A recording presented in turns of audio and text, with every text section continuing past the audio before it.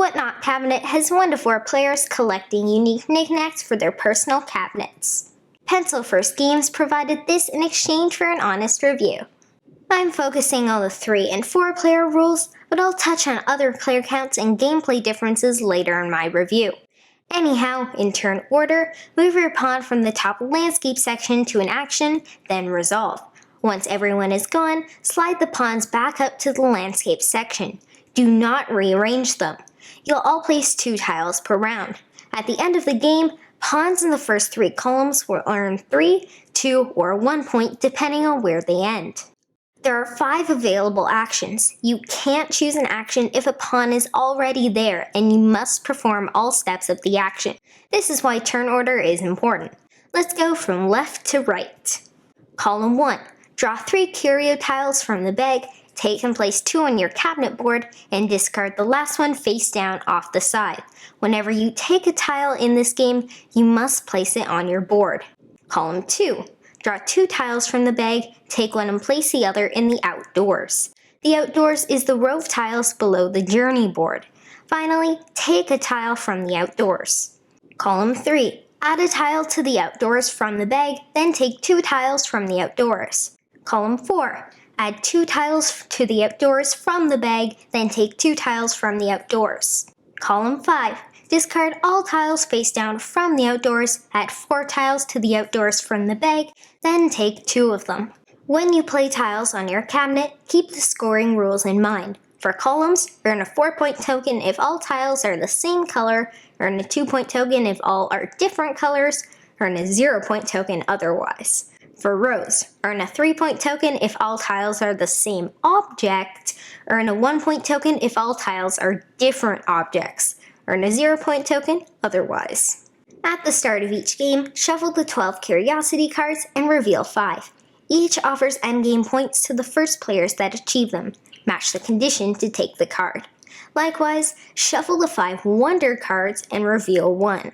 These award bonus endgame points for each of that object in every player's cabinet. There are 2 special tiles that can be drawn. If they come out during initial setup, set them aside, then draw until you get a standard tile. Anyhow, the one is worth an endgame point, and you must draw and place a tile from the bag. The other requires you to discard all tiles from the outdoors, replace them, and then take 1 tile. These are weaker versions of the journey board's 1st and 5th actions. Some curio tiles have a crown on them. Each crown is worth 1 endgame point. After the final round, add up all points from tokens, curiosity cards, and special tiles. Next, add points based on the wonder card, tiles with crowns, and based on landscape positions. The player with the highest total wins. Ties are broken by landscape position. Take actions and place tiles in the perfect spots to maximize your turns. That's the Whatnot cabinet. Our games of the Whatnot cabinet, including Setup and Takedown, take 25 minutes. This is perfect to play after dinner. Have a table that's 3 square feet? You can play this at all counts. There's no reading, just clean and clear icons. Math is grade 1 or 2 edition at the most. Maximizing your actions and board are the tricky parts, as well as knowing when to switch to plan B. I think experienced 7-year-old gamers will be fine. I prefer this with 3 players, then solo, then with 2 players. I'll talk more about the solo game later. With 3, you have the right amount of chaos while still being able to see most of your plans through. In our second game of the Whatnot cabinet, I grabbed 2 greens on the first turn to put me halfway to scoring 4 column points. Dad drafted a lot of bottles, matching the wonder card, so I was getting worried. Luckily, me taking what I needed kept him from getting what he needed. With Dad out of the way, I grabbed a bottle on the last turn to score another row, allowing me to beat Mom by 1. The Whatnot cabinet's graphic design and iconography is brilliant. It's so easy to pick up that after your first game, you'll probably only need the awesome reference to go through endgame scoring. Speaking of the reference, in addition to endgame scoring, it walks you through each action, how to score rows and columns, and more. It's just packed full of information and laid out really well. This makes the game incredibly easy to teach, learn, and play. The box is quite a bit larger than it probably needed to be, unfortunately, making it hard to toss in your backpack or purse. Games take around 25 minutes. That's excellent for lightweight games often played by families. It's good for board game cafes, too. Another game by this publisher, Herbaceous, takes around 20 minutes. In the time it takes to play, say, Honeybuzz, you can play 2 better games.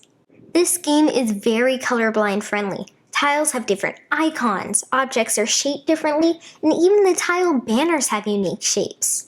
The action selection is similar to King Domino, and I like it a lot. The first action provides the highest amount of randomness, but you'll be player 1 the next round. The 5th action gives you the most control, but it's not only guaranteeing you to go last, and doesn't earn you endgame points. Very clever. The solo game is quite good. You use 2 pawns and the same 1 to a space rule, but can stack your choices to score in really fun ways.